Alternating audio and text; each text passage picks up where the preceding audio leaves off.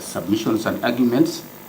And for the purposes of today and this morning, because we don't have much time, we'll give you the abridged version of our ruling. Analysis: having carefully considered the applications, the responses, the party submissions, and the various decisions referred to, the court distills the following issues for determination. 1. Whether the applications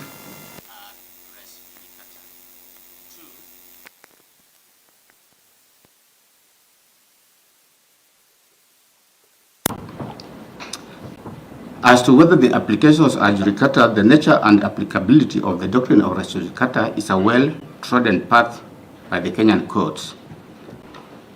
In petition numbers 42 and 43 of 2014, which were consolidated, that is Kenya Commercial Bank Limited versus Muri Coffee Estate Limited and another, the Supreme Court of Kenya, in an elaborate fashion, illustrated the operation of the doctrine of res judicata.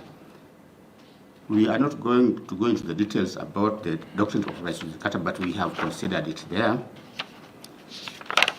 We have cited several cases in support of the arguments put forth by parties.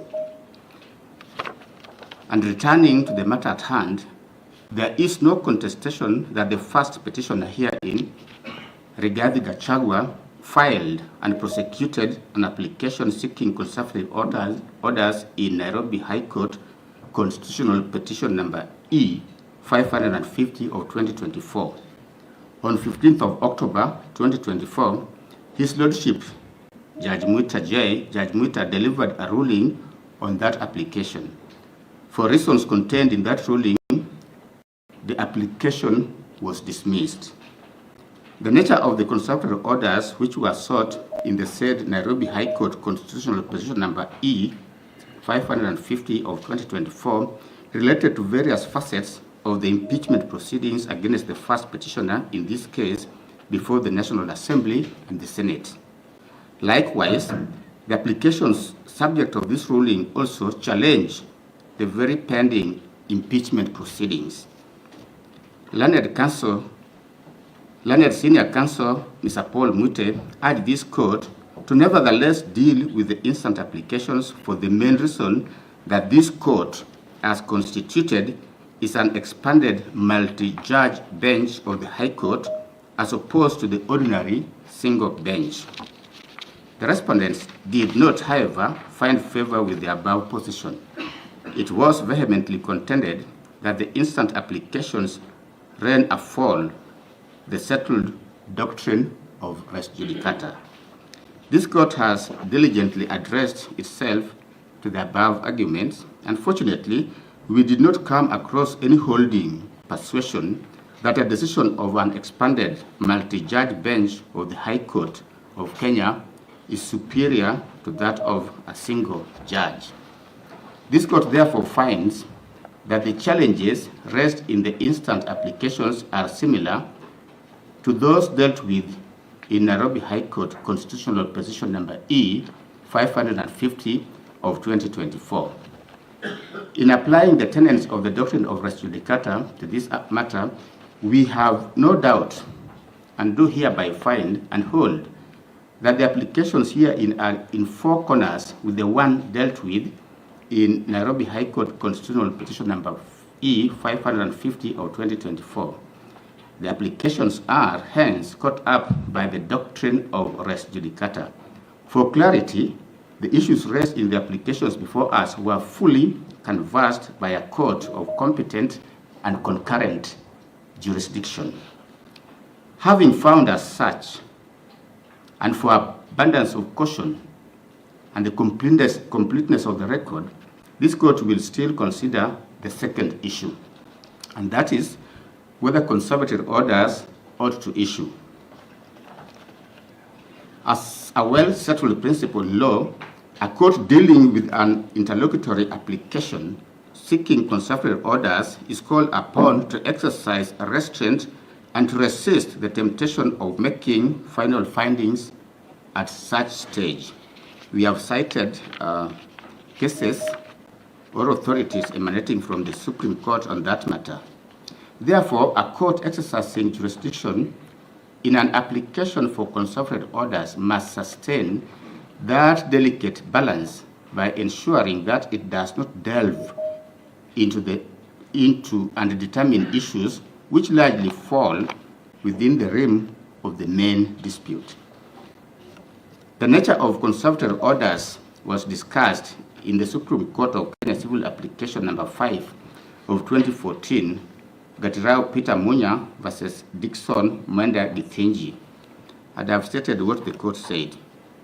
It was also discussed in other cases which we have referred to in this. On the principles to be considered by courts in dealing with applications seeking consultative orders, the locus classic case of Gatirao Peter Munya, which I've said, comes to fore.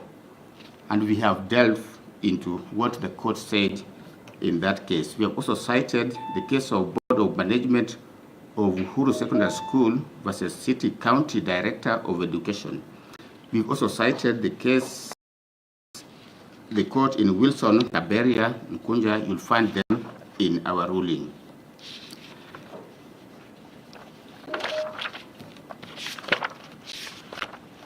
Having considered those, then what we then looked at are the elements for granting a conservative order. These are, we are giving them to you in point form, but we have discussed them in detail in our ruling, which we shall give. For the sake of completeness of the record, we have dealt with the merit of the application and whether conservative orders should issue, whether prima facie case has been established. We take the view that the same has been established. The applications raise constitutional issues that require further judicial interrogation. Whether any prejudice will be suffered by the applicants. No prejudice if the applications are not granted at this stage. The process is a lawful constitutional process, and the Senate will conduct a trial where all the issues being raised before the court will be raised and determined. At the moment, we are being called upon to anticipate the outcome of a process yet to be completed. The application at this stage is premature and anticipatory. Should the petitioner not succeed, the petitioner still have an opportunity to approach the court after the process. The applications are not without a remedy. On the issue that has been raised that as soon as the Senate impeaches the DP, if at all that happens, that the DP immediately ceases holding office and he cannot reclaim office, we take the view that every office holder can only assume office legally and constitutionally. The assumption of office cannot oust the court's jurisdiction. The court has unfettered jurisdiction to check on the constitutionality of the process at whatever stage. Whether the grant or denial of the conservative order will enhance the constitutional values and objectives in the Bill of Rights. We find that exercising restraint at this stage will enhance and allow independent institutions of government to function unhindered and in their fullness, except in the clearest of cases.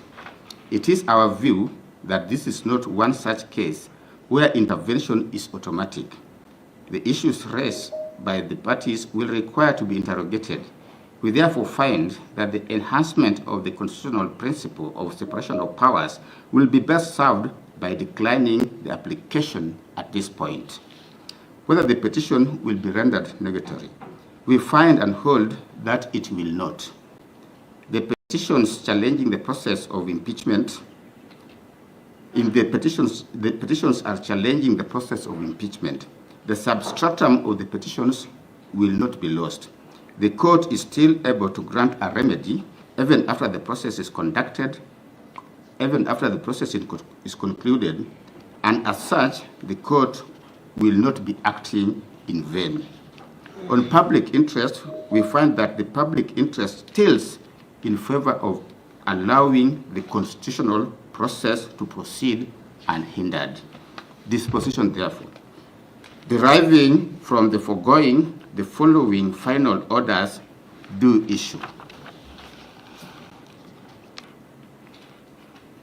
The consolidated applications are hereby disallowed, caused to abide the outcome of the main petitions.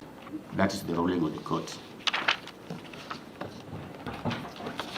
My Lord, as we wait, my Lord, the ruling, my Lord, on behalf of my colleagues, I know Senior Counsel Mwite would have wished to do this, my Lord.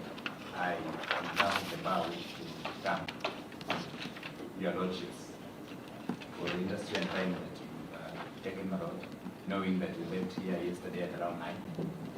Lord, I have no doubt that you might not have had some good rest. My Lord, we want to thank you for allowing us to have argued before you yesterday and for your delivery of this ruling within the time, my Lord.